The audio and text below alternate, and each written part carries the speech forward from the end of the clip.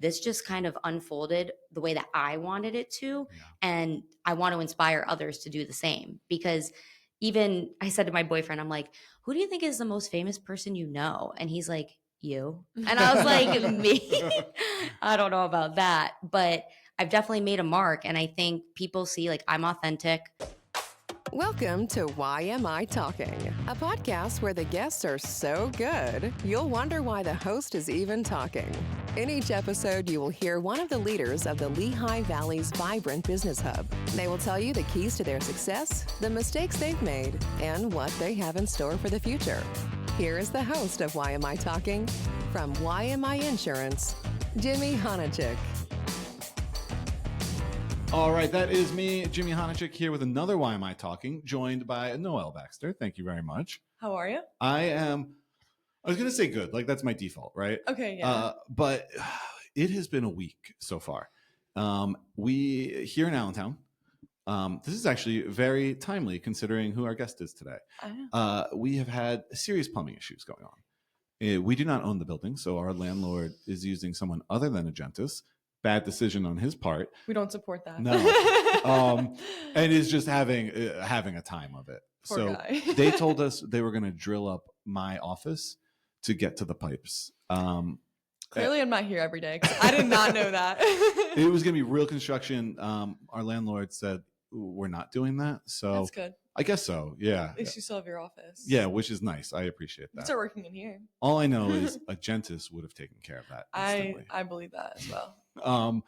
But our guest, Krista Barardelli, is incredible. Wonderful. I feel like we could just keep going back and forth on adjectives. I know. I really, truly, really like her. It was such a good episode.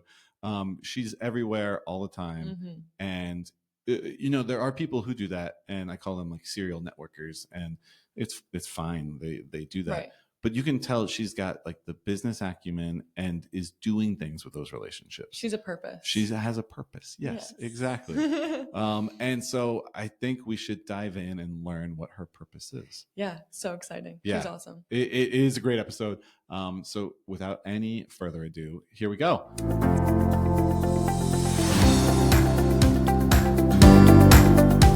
We are here with season 3. It is live. This is our first episode.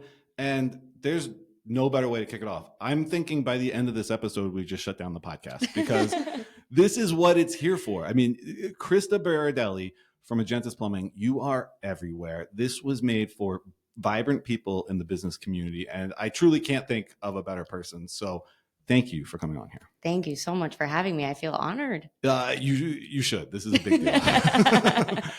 No, I mean, this is incredible to have you here. Let's start with your journey because it is really interesting. You've done so much, and I feel like you've only just gotten started. So I'm really curious where you're going. But let's start with, how did you get here? Yeah, so I'm originally from the Scranton area, and I went to school at Kutztown. I was a double major there, and I was a part of the honors program. So we had very different college experiences. Well, and I actually tried to get into Misericordia originally for occupational therapy. Wow. And they turned me down because my SAT scores sucked. And then I tried out for the cheerleading team, and I don't flip. So they said no. And I was like, all right, doors are closing there. Right. Let's go to Kutztown, I guess. What were your 2 majors? Marketing and management. Okay. I actually got a full scholarship to go, which was awesome. And before they gave me the scholarship, I did not know where I was going to go because Misericordia was still up in the air. And they're like, how do you want us to give you $40,000 if you don't even know where you want to go? And I was like, fair. Yeah. Right. Yeah. So made that decision quick. Yeah. And so in my honors program, I had to complete service hours. And so one of the things that I was able to do was go to a career fair that they had over now at the Delta off the Fogelsville exit there. Mm-hmm. And I was a sophomore. I brought my resume. Nobody wanted me because I wasn't old enough where junior year, then you're going to graduate right after your senior year. That's kind of what they target. Mm-hmm. And when I was walking through, I had my little sticker on that said my name and it said marketing. And a woman stepped forward from the Lehigh Valley Airport and was like, marketing? And I was like, yeah. And we started chatting. She took my resume. Funny story about it later is I became the intern there that summer. And when I went for the interview, I was like, hey, when when are you going to let me know so I can like prepare if I would be doing this? Because I was still living in the Scranton area. And they're like, well, we have interviews all week, so we'll get back to you. Come to find out, after my internship, they hired me part-time as a marketing associate while I finished school through Kutztown, so I was commuting. But they told me that I was the only person that interviewed, so I was like default got the job. So I'm like, okay, well, I guess that was a good thing. Yeah. So then I was a marketing associate at the airport while I was at Kutztown, so my junior year, and they actually were so gracious to let me go do an internship with Target because I was a marketing and management double major. So marketing was more the airport, management was more Target, and I found out exactly what I did not want to do working at Target. Just like a young, college person coming in trying to tell, Betty Lou that's retired, just trying to keep busy. We got to get those red cards. And she's like, I don't really care. So that was really difficult. But it helped me figure out exactly what I did want then. So upon graduation, I had the 2 job offers. Target was substantially more, but I just saw so much more value in the airport given the experiences that I already had, meeting the different people, the different businesses here. So I stayed there up until COVID. And then I was like, okay, travel, COVID, not really 2 great things. Decided to get my real estate license while we were working from home. I felt like I wasn't doing enough. I was going to bring this up. So you have your real estate license. So I have my real estate license, yes, but I have not sold a home yet. Yet. Hey, everyone out there, let's get going. Let's buy a house. Yes, let's buy a house. I'll help you find any house you'd like. So got my real estate license, and then a job kind of fell into my lap with the Promenade Shops at Saucon Valley. And so I started as their marketing director, which then over the years developed into business development manager. So I oversaw all of the marketing, so websites, social media. Then we got into leasing. So I did local leasing with local businesses. So that was really interesting.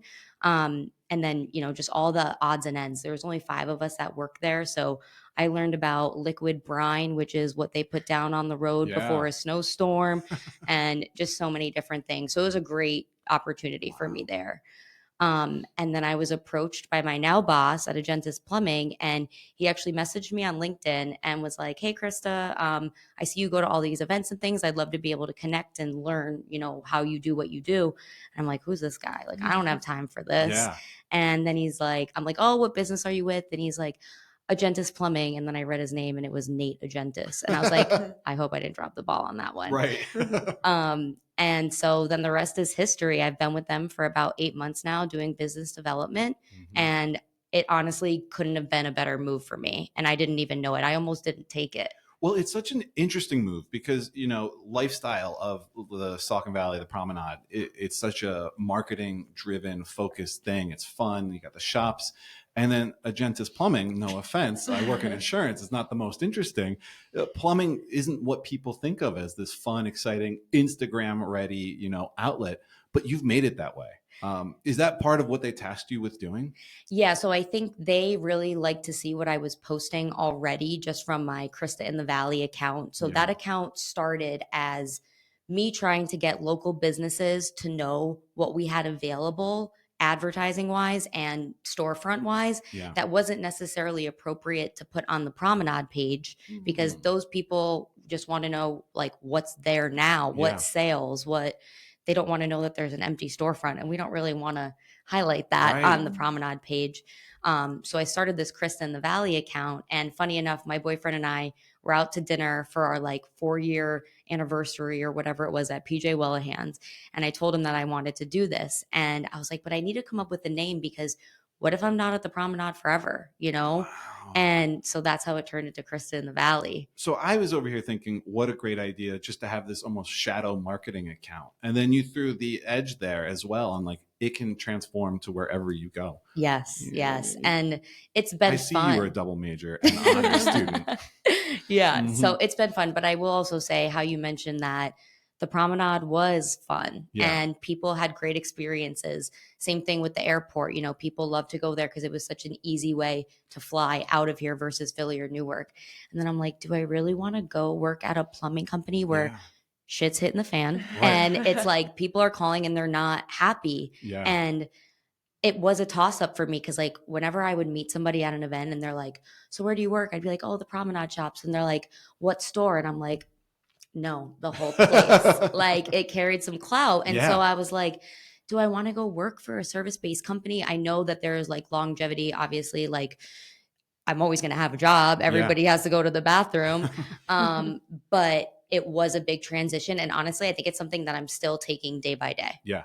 It's really interesting. And I'm not going to make this about me, but you know, I had the same experience where I worked in television, and that has some cachet. You go in somewhere and you tell someone that, like, that's so cool. And I'm like, I sell insurance. Yeah. And it's such an adjustment, but when the opportunity is there, I mean, you kind of have to take care of it and take hold of it. Right. Yeah. Yeah. And I think that's what they're trusting me to do. In the past, a lot of my jobs, like, I mean, especially when I first started out, my boss was like, you know, right there all the time. I even shared an office with my boss at the airport at one Yeah. point.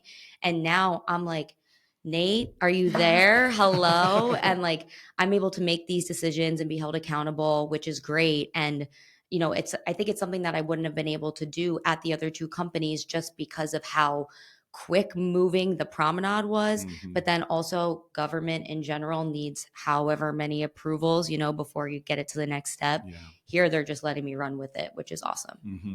What's been kind of the most unexpected part of joining Agentis? Oh, that's a good question. I feel like the guys are all extremely kind. I was Yeah. expecting like these guys are working with poop, Right. you know, like I thought that they would be like pretty rigid, and some of them are, don't get me wrong, Yeah. but like Agentis, like the company itself is very religious. People like go to church every Sunday. I'm like, I feel like I need to go now. Yeah. You know, when I first started working there, I was like, I have a potty mouth, like pun intended. Right. And they're over there like, I said, oh my God. And they're like, oh my word. And I'm like, oh my gosh. So I think like the most interesting thing has been that everybody is really down to earth. They're like all about talking about their feelings, Yeah. which again, plumbing, Yes. dudes, you know? Yeah. But I think one of the hardest things for me is that, again, I'm kind of like on this island sometimes. Mhm. And I was always around so many people that I've learned to do things like this. And I go to all of these events to pack my time with people around me because I work the best, I would Yeah. say, around others. Let's talk about that. How do you find the time? Like, you are at, I think, every event possible. And how do you find the time to do all of that? Yeah, so I will say there were some events that when I first started my career, I was going to, and I think you kind of start to realize where you phase out of. So, for example, I was a part of the Young Professionals Council with the Chamber for 7 years. I'm terming off in June. And I'm like, what is my next step going to be with the Chamber? Yeah. And I really didn't know until Tony Iannelli came to me and he's like, have you ever heard of our executive committee? And I didn't know about it. And so now I'm part of the executive committee with the Chamber. Yeah. So I'm still involved and I'm going to events, but now I'm going to different events with the Chamber, Mhm. which is evolving the people that I'm meeting. But it really is a balance. And there are multiple events on certain days. There's times that I'm running from one event to the other, Yeah. but you also want to be present while you're at the events. So I'd rather miss something than be half there, Mhm. you know? But it is difficult. And that's one great thing about the Lehigh Valley, though, is that there are so many options. So if I want to do something one night, even if it's personally, I want to do a trivia night, I want to go bowling, I want to do whatever, I have that opportunity to do so. And the people around me that want to do it with me, I try to go with people a lot, Yeah. just so we could share that experience together and talk about it later and, you know, give some feedback. But it is hard. There's a lot going on. How important has the Young Professionals Council been in terms of you developing those friendships and those relationships where you go to events with people? Yeah. So when I first like moved here, Mhm. everybody at the airport could have been like my mom or dad. So I was like, how do I meet like-minded individuals that carry good conversation? It's not just like you're at the bar and you like, you know, you don't have good, like wholesome conversations. Right. And so I came across the Young Professionals Council. First event I ever went to was at House and Barn in Emmaus. I was Yeah. terrified. Yeah. and I met like 3 really cool people. And to this day, I'm still friends with one girl, Heather Lindeman. On her business card, I wrote "crazy fun chick," and like I still have it. And that next day, I emailed her, and she's been pretty much a mentor to me since I've met her. But I've made my friends out of it. Like, we go to concerts together. They've been to my house. I have a pool. They'll come over swimming. And it's grown to be beyond just that networking aspect, because we are all trying to figure this out, and we are young professionals. So a lot of times we're trying to tell our bosses why it makes sense for us to go to these events and have to get their buy-in from a young professional standpoint. Whereas the generation that's older than us, they just get to go. They don't have to get a buy-in from anybody. So we're collaborating, trying to figure out, like, how did you get to go to that? Like, did your company pay for it? One of the things I also joined was the Ambassadors Council with the Chamber. And that was solely because you get to go to every event for free because you're an ambassador of the Chamber.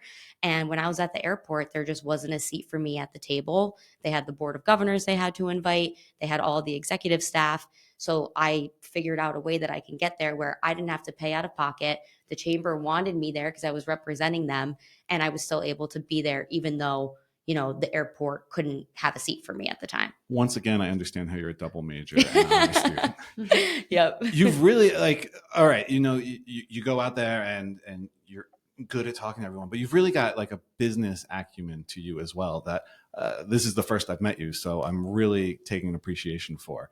Where do you think that came from? Was it from the classes at Kutztown? Is it just something you've always had? So I've definitely always been outspoken. My mom always says that I get that from my dad. Yeah. He was a rock star. He was in 7 Literally, different right? bands. Literally. He toured up and down the East Coast. What kind of music? Like AC/DC. And his favorite song actually is Run Around Sue. Okay. Yeah. And like, he sings it so great. But my mom always says that I get that from my dad. And oddly enough, my dad didn't go to college. So he made his mark on me from a whole different angle. And I was able to pivot it to what I'm good at because I can't sing. So I moved it to like this business world. And I mean, I went to school and decided initially I did not know what I wanted to do. And that was scary. Like I said, I thought I might want to go for occupational therapy. Yeah. Now looking back, thank God that didn't happen because I don't know how I would have done it. But yeah, I mean, and my mom, she's a microbiologist. She works in a hospital. And that's where it originally derived from me wanting to get into the medical field because I saw from her.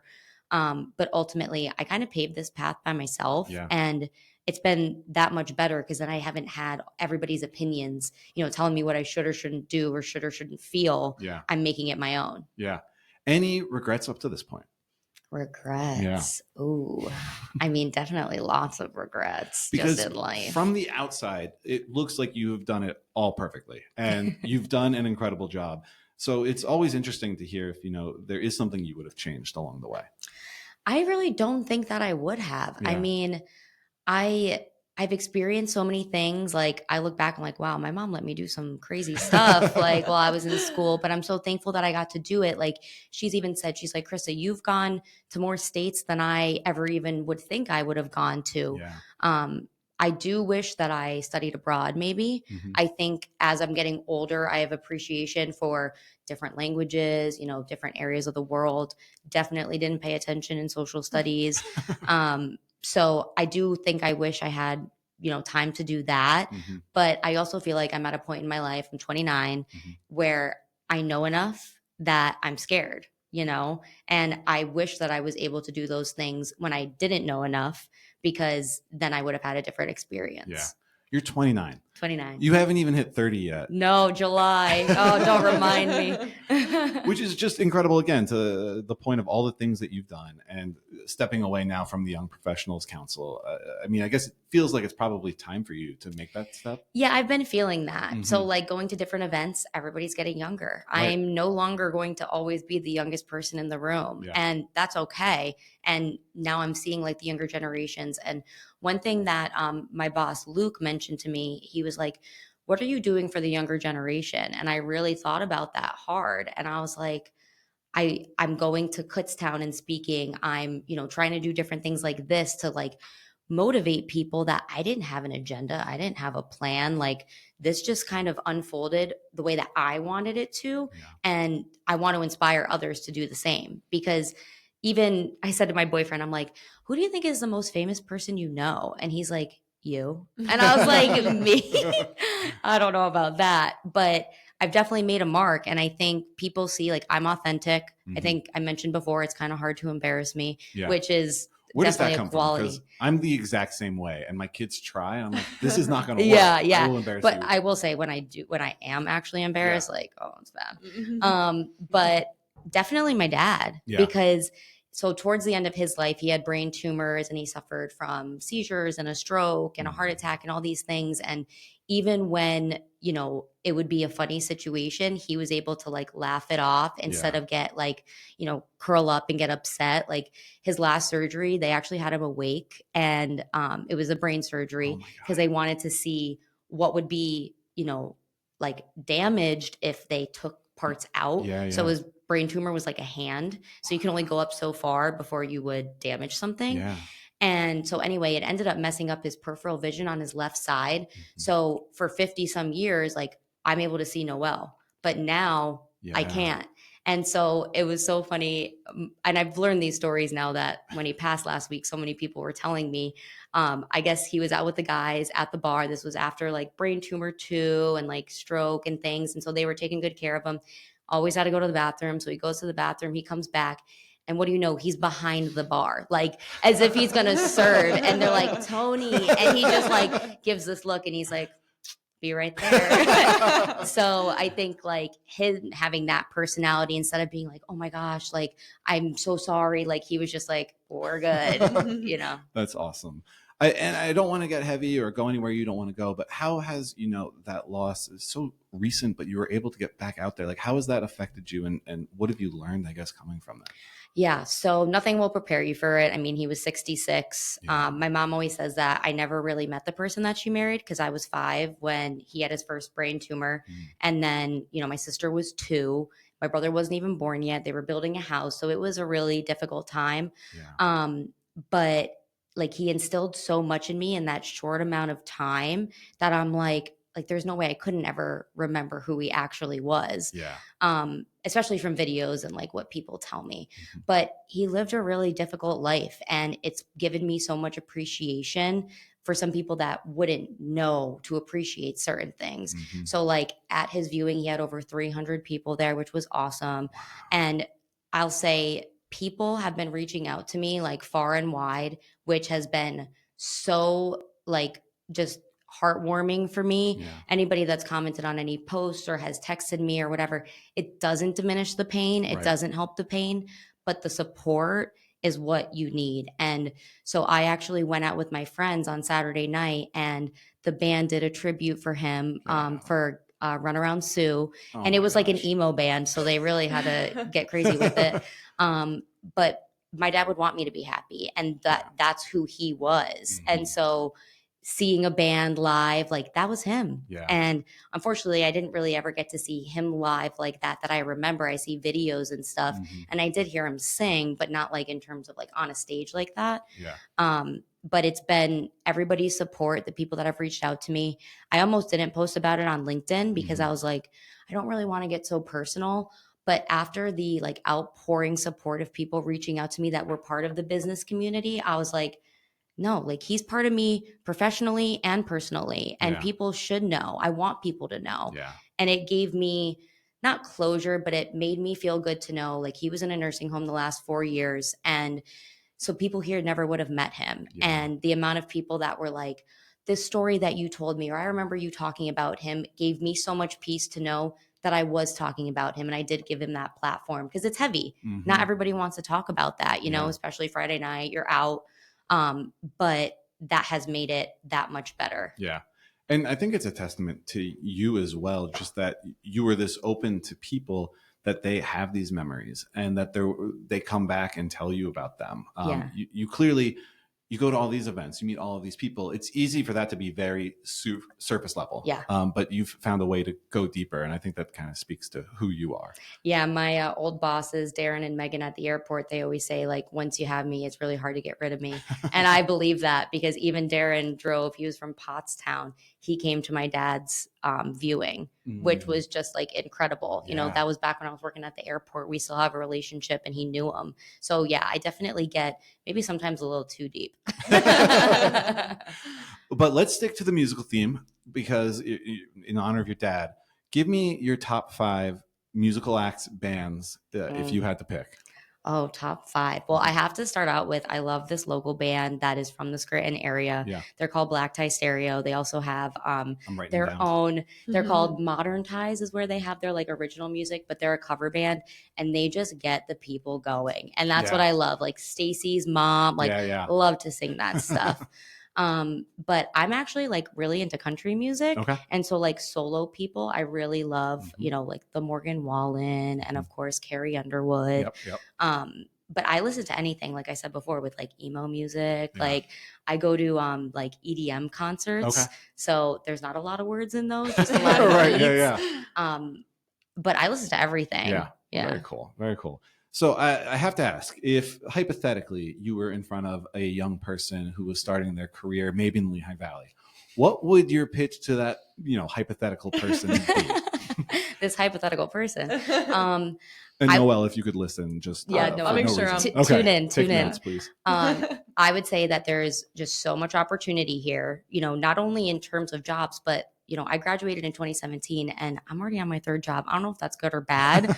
I feel like I learned a lot in every role, and I've hit all of these different industries, from government to retail, now to service. The people are great. Like I said before, there's always something to do, and you could still have your car. It's not like being in Philly. I had a friend that lived in Philly, and she had to take the bus or she had to walk. You know, New York, same type of thing. And you're just like another person there, where here you can make a mark. And, you know, as long as you're authentic to who you are, you know, it'll go a long way. But just even the food and the atmosphere, the people, like there's so much to do here, especially coming from Scranton. I say that all the time, though. Like, you know, I lived in LA and you lived in New York. You get lost. It's much better to be in the small pond, and you can be a bigger fish there and kind of make your mark. So it's funny that you say that, because when I was considering if I was going to leave the Promenade, you know, or going to Agentis, I'm like, you know, the Promenade is a big fish in a small pond here in the Lehigh Valley. Right. But people could look at Agentis like a small fish, because there are other plumbing companies. So my goal is to make it a big fish. Yeah. And I mean, you guys own the PPL Center, right? You guys are big sponsors there. Yeah, we do all the plumbing there. You've probably seen the Zamboni. Yes. My job is to bring on more commercial clients. So like we had a meeting with St. Luke's this past week. We met with LVHN, Arts Quest, you know, all those big names. We kick butt in residential, and we're great at it. But now we really want to go to the commercial side, and we do more service work. So it's not necessarily like they're building a new building. We're going to put in all the sinks, right? It's more after the building is built, we want to service it. So if anything were to happen, you know, we're experts in that field. And we like to say a lot of times we're the plumber's plumber, because they'll call somebody in that might be cheaper or however that would work, and then they don't have the tools or the experience, and so then they call us. Yeah. So you're there when shit happens. Shit hits the fan. Can I say that? Can I say shit? It's my podcast. I could do it. But that brings me to our sponsor. So this is season 3. You are, like I said, we couldn't get a better guest to kick off season 3. Thank you. And Z-Craft is going to be our sponsor this season. I don't know. I'm sure you're familiar. They have a place in the Promenade now. They have a place. They're like tracing your steps. They have a place in ABE now. I know. So they do that. They do meal deliveries. They do kind of the gamut. And Zeke is probably the best chef in the whole area. Oh yeah, his stuff is great. It's incredible. So you know, you get a coffee there, and Sip Happens is the name of the segment we're going to start doing. But we thought, Noelle thought, she had the good idea that, you know, you guys are plumbers and shit happens. So the idea is, tell us an embarrassing story. I know you don't get embarrassed easily, but tell us a time when shit happened. Oh man. You know, I could really go deep in this. Let's do it. And like, oh man. We can always cut it. Don't worry. We can cut it. All right. Well, we might have to cut it.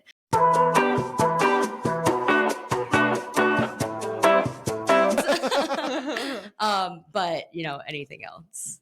I said we can shut down the season. I think we can. We just hit the pinnacle right there. That was awesome. That is an embarrassing one. So that was raw. Well, I'm thank proud you. of you for doing Yes, that. yes. That's awesome. Thank you very much. So on that note, is there anything that we didn't hit that you want to hit? Anything you think we should hit?